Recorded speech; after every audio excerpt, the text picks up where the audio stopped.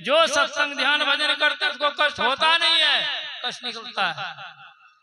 एक बार यही आए थे गोड्डा जेठा सत्संग करने, अड़गम्मा के शिक्षक थे, बड़े एकदम गुरु महाराज के समर्पित, साधु संत के प्रति आस्था रखने वाले।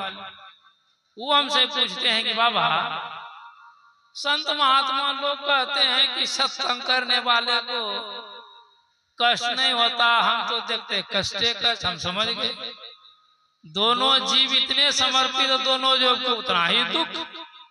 हम उनके मन की बात समझ गए। का सुनिए मास्टर साहब, आप तो टीचर है ना, ध्यान भजन करने वाले को सचमुच में कष्ट नहीं होता।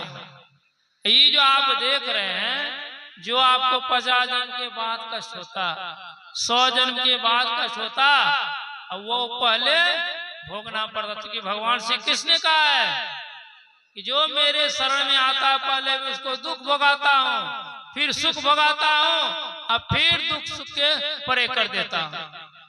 इसलिए वो दुख जो आपको अभी मिल रहा है, पहले जो दुख भोग रहे हैं, इसीलिए ऐसा लग रहा है, तब उनको संतुष्टि ठीक है। वही हालत हम लोगों की है।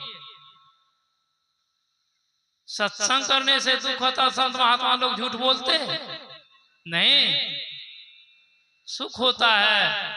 ये जीवन का कलमश, जीवन का पाप, जन्म जन्मांतरों का जो है ये कट रहा है। दर्शन से, स्पर्शन से, दरस परस मंजन आरोपाना, हरे पाप कहे वेद पुराण। दर्शन से, स्पर्शन से, मज्जन करने से पाप खत्म होता है। आपका जीवन निष्पापी हो जाएगा, सुख हो जाएगा और मोक्ष को प्राप्त कर लेंगे।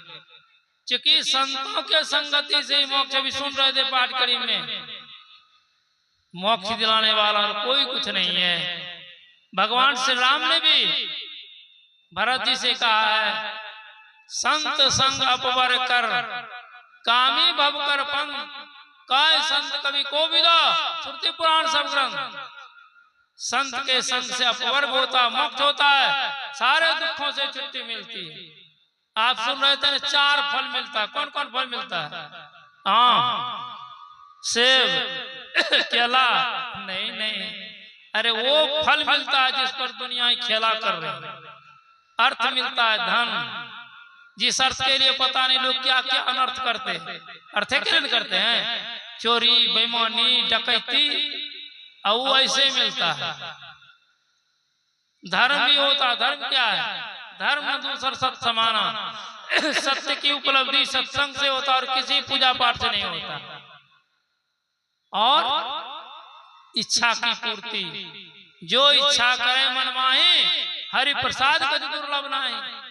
जो इच्छा करेंगे उस सब की पूर्ति हो जाएगी। गुरु नानक देव महाराज ने लिखा, गुरु की मूर्ति हृदय बसाए, जो ही इच्छा सोई फल पाए।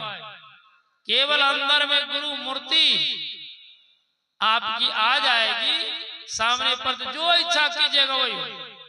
साधु महात्मा के पास लोग जाते हैं, कामना करते हैं, प्रार्थना करते हैं। साधु महात्मा क्या करते हैं? बोल देते हैं, कल्याण हो जाता। इसीलिए इच्छा की पूर्ति होती है। और अंतिम बात है मोक्ष, सारे दुखों से छुट्टी। दुनिया में कुछ भी पुण्य कर लीजिए, तीर्थ कर लीजिए, व्रत कर लीजिए, क्या मोक्ष मिलता है? कहीं प्रमाण है शास्त्र में? नहीं। सत्संग करने वाले को मिलता है। क्योंकि सत्संग 2 तरह का होता है। गुरु महाराज लिखते हैं, नित्य प्रति सत्संग करो बनाए, अंतर बाहर द्वय विधिवाए, धर्म कथा बाहर सत्संगा, अंतर सत्संग ध्यान भंगा। ये बाह्य सत्संग है। इसमें क्या होता है? मन पवित्र होता है। संतों की वाणी जो सुनते हैं ना, मन का विकार दूर होता, मन पवित्र होता है। इसलिए जगत गुरु शंकराचार्य ने बड़ा अच्छा लिखा भी है, सत्संगत्वे निसंगत्वं, निसंगत्वे निर्मोहत्वं, निर्मोहत्वे निश्चलत्वं, निश्चलत्वे जीवन मुक्ति। सत्संगति से हो जाता नर विषयों से निसंग, फिर व्यामोहित हो जाता, हो सर्वत्र संग, मोह विगत होते ही मन होता निश्चलता युक्त, अनिश्चलता आते हुआ हो जाता जीवन मुक्त। जब मन स्थिर हो जाएगा, पवित्र हो जाएगा, तभी मुक्ति मिलेगी। ईमान छटपट करते रहेगा तो मुक्ति बोलते रहेंगे, सोचते रहेंगे, लेकिन होगा नहीं। चंचल महनी चल भया, नहीं आवे नहीं जाए, ये कैसे होता है? तो ध्यान से होता है। इसलिए दोनों सत्संग करना है, बाह्य सत्संग और आंतरिक सत्संग।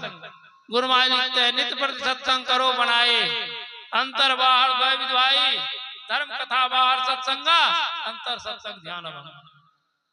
परम कल्याण आंतरिक सत्संग से होता है, जो हम आप ध्यान करते। एक दिन करने से होगा नहीं, रोज करने के लिए गुरु महाराज कहते हैं, नित्य प्रति सत्संग कर ले प्यारा, तेरा आकार सरे सारा। एक के सेंटेंस में सब कुछ गुरु महाराज रखेंगे। जो नित्य प्रति सत्संग करेंगे उनका सब काम हो जाएगा, ये लोक भी होगा और परलोक भी होगा। सार कार्य का निर्णय करके धर चेतन धारा, यहाँ सार काम का निर्णय होता है। सार काम किसको कहते हैं? काम तो बहुत तरह का संसार में, अरे जिससे जीव का परम कल्याण होता है वही सार काम, वही सार काम है। तो कैसे परम कल्याण होगा उसका ज्ञान इसी सत्संग में, तो और कहीं नहीं होता। सारे कार्य का निर्णय करके धन चेतन धारा, कहते चेतन की धार को पकड़िए। कहाँ पकड़िएगा? अपने अंदर में। अंदर में कहाँ? संत लोग बतलाते हैं